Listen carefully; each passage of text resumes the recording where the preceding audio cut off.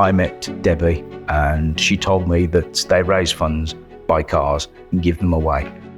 I thought she was mad as a box of frogs, but it works. There's now cars out there that Arrive Alive have raised money for, put the markings on, kitted them and put them out there for community response groups. We've got the radio, we've got the sat-nav.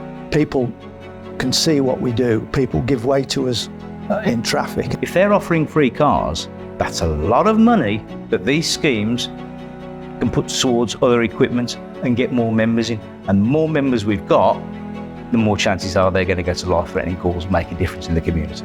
That was all we intended to ever do, but obviously the demand is great, so we've carried on. Without them, we wouldn't have a 22 reg Kia estate car that we have. We would have had to have done some fundraising ourselves and obviously got something that's much older, much cheaper, possibly less reliable, and certainly won't last as long.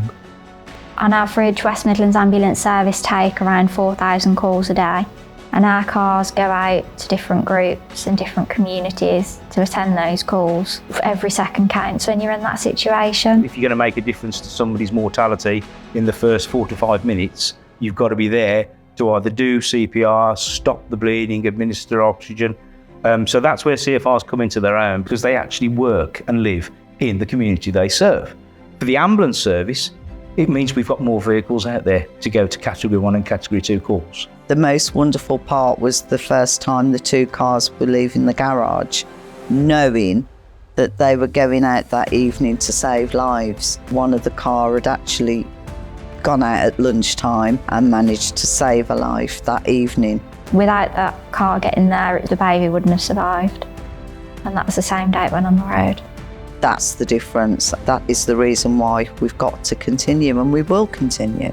And I suppose Arrive Alive's become a bit of a dysfunctional second family with responders, and it's all been a bit crazy, but hopefully there's a bit of light at the end of the tunnel. It has been difficult.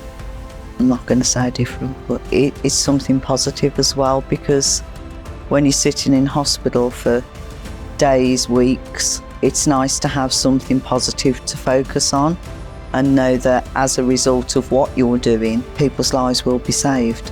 Arrive Alive was set up at probably one of the darkest stages within the last sort of 10 years of the health battle. And I suppose that's been a bit of a blessing in disguise with it all.